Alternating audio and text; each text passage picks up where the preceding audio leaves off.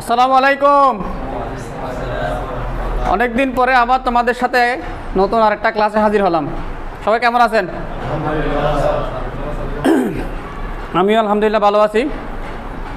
আজকে আমরা আলোচনা করব আইসিটি তৃতীয় অধ্যায়ের দ্বিতীয় পার্টের এনকোডার এবং ডিকোডার নিয়ে। এনকোডার এবং ডিকোডার নিয়ে। তাহলে একটু খেয়াল করি, এনকোডার জিনিসটা কি? যে ডিজিটাল বর্তনীর মাধ্যমে আনকোডেড ডেটাকে কোডেড ডেটায় পরিণত করা হয় তাকে এনকোডার বলে। এটা হচ্ছে ডেফিনিশন। আর আমরা যদি বিষয়টাকে যদি সহজভাবে বোঝার জন্য বলি, সেটা হচ্ছে কি, আমরা মুখের যে ভাষাটা ব্যবহার করি, কেউ বাংলা, কেউ ইংরেজি, কেউ উর্দু, কেউ হিন্দি, এক এক দেশের মানুষ এক এক ভাষায় কথা বলে, এগুলোকে বলা হচ্ছে মানুষের মুখের ভাষা। আর কম্পিউটার তার নিজস্ব ভাষায় কাজ করে, যেটাকে বলা হয় কম্পিউটার ল্যাঙ্গুয়েজ, মেশিন ল্যাঙ্গুয়েজ। সেটা হচ্ছে কি 0 এবং 1, 0 এবং 1। আমরা বাংলায় বলি, ইংরেজি বলি, উর্দুতে বলি, হিন্দিতে বলি, যে ভাষায় বলি না কেন, কম্পিউটার সেটাকে এনকোড করে তার মেশিনের ভাষায় পরিণত করে নেয়। তাহলে মানুষের মুখের ভাষাকে কম্পিউটার তার মেশিনের ভাষায় রূপান্তর করার জন্য যে প্রক্রিয়াটা করে সেটাকেই বলা হয় মূলত কি এনকোডার। ঠিক আছে? তাহলে আর সহজ করে আমরা বিষয়টাকে এই চিত্রের মাধ্যমে একটু দেখি যে মানুষের ব্যবহৃত ভাষাকে এনকোডারের মাধ্যমে কী করা হয়, কম্পিউটারের বোধগম্য ভাষায় রূপান্তর করা হয়।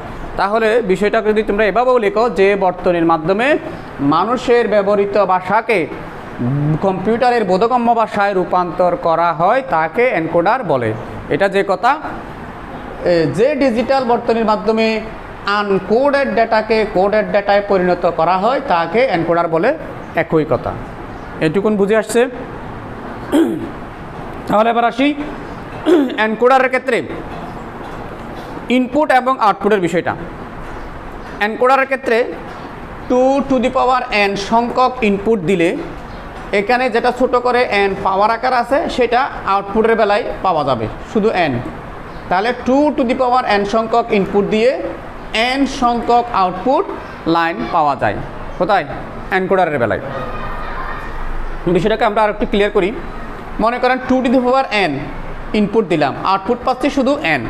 বিষয়টা কীরকম? এখানে যে 2n আছে, n এর জায়গায় যদি আমি n এর মান যদি 2 বসাই, তাহলে এটাকে গুণ করলে কত হবে?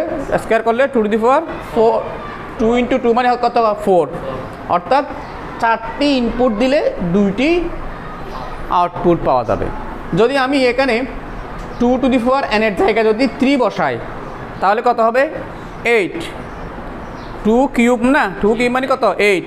তাহলে এখানে n এর মান, এখানে যেমন 3 লিখছি, এখানেও n এর মান কত হবে? 3 হবে। তার মানে 8টি ইনপুট দিয়ে 3টি ইনপুট পাওয়া যাবে। আর এখন কি বললাম যে 2টি ইনপুট দিলে 2n মানে 4টি ইনপুট দিলে 2টি আউটপুট পাওয়া যাবে। কথা ক্লিয়ার? বিষয়টা একটু আমরা চিত্রে ব্লক ডায়াগ্রামের আকারে দেখি, তাহলে আরও ক্লিয়ার হবে।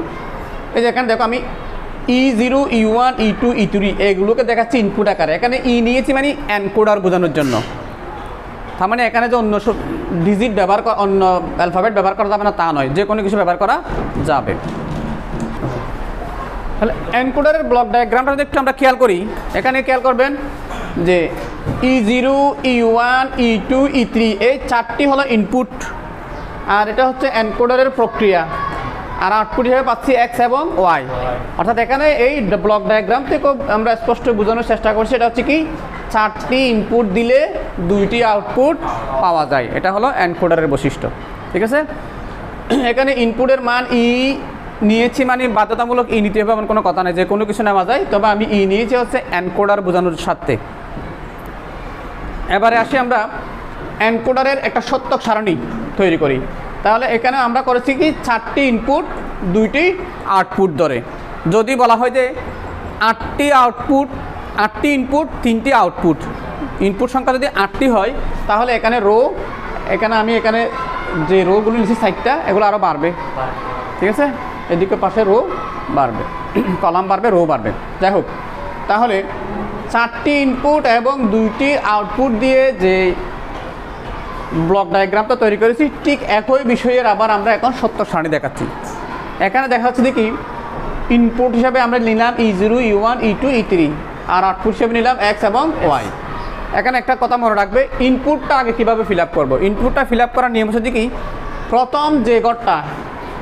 প্রথম ঘরটা আমি 1 নিব।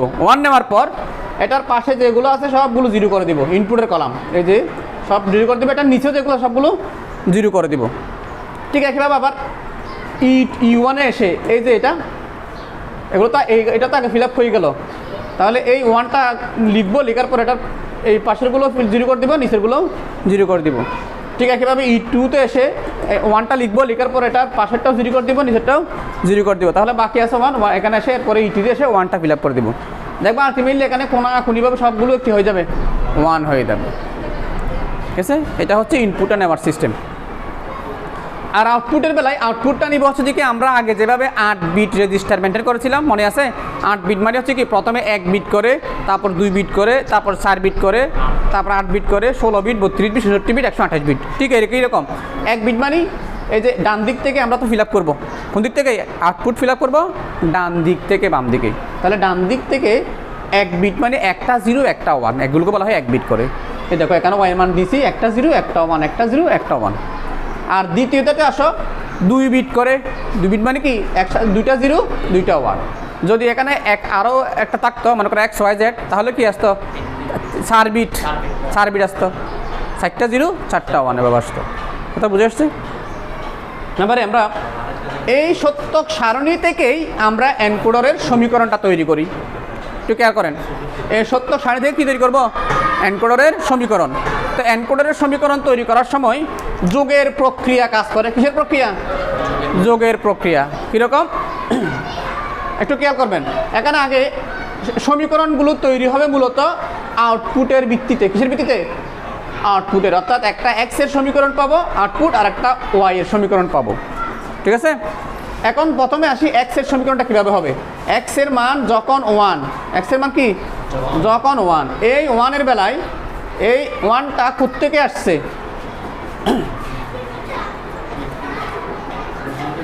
একটা আসছে, এই 1টা আসছে দেখো E2 থেকে। খেয়াল করো, এই 1 না, এই 1টা আসছে কোত্থেকে? এই 1 থেকে। এই 1টা হচ্ছে কি নির্দেশ করে? E2 নির্দেশ করে, এই জন্য এখানে E2 বসছে। এরপর দেখো X এর মান, এর নিচে আরেকটা 1 আছে না, এই 1টা কোত্থেকে আসছে দেখো? এই 1 থেকে।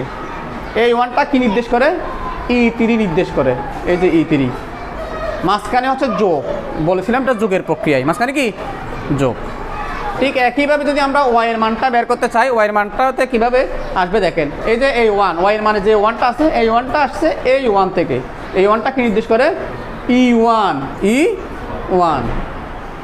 ঠিক আছে, এরপরে দেখেন আবার Y আর একটা মান আছে 1, এই 1, এই 1টা আসছে কোত্থেকে? এই 1 থেকে। এই 1টা কি নির্দেশ করে? E3, এই যে E3।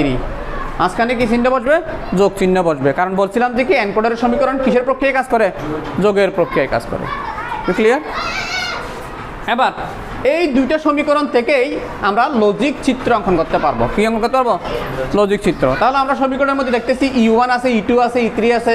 তাহলে সেজন্য আমি সবগুলো ইনপুট নিলাম, E0 থেকে E1, E2, E3 ছাড়াটা ইনপুটই নিলাম। নেওয়ার পর আমার যেটা যেটা প্রয়োজন সেটা থেকে আমি ইনপুটগুলো টানবো। যেমন প্রথম সমীকরণ অর্থাৎ X এর বেলায় আমার দরকার হচ্ছে কি E2 এবং E3কে নেওয়া। তাহলে একটা রেখা E2 থেকে টানলাম ইনপুট, আর একটা E3 থেকে টানলাম। এই যোগ মানে হচ্ছে অর গেট। যোগ মানে কি গেট? এই যে মাঝখানে এখানে যোগ আছে, তার মানে অর গেট। অর গেট দিয়ে আমি X এর সমীকরণের লজিক চিত্রটা পেয়ে গেলাম। ঠিক একইভাবে যদি Y সমীকরণের লজিক চিত্র অঙ্কন করতে চাই, একটা ইনপুট নিতে হবে E1 থেকে, আর একটা নিতে হবে কি E3 থেকে। এই জন্য আমি একটা E1 থেকে টানলাম আর একটা E3 থেকে টানলাম। মাঝখানে যোগ মানে অর গেট, তাহলে যোগের প্রক্রিয়ায় Y = E1 + E3 পেয়ে গেলাম। এভাবে আমরা এনকোডারের সমীকরণ তৈরি করতে পারি।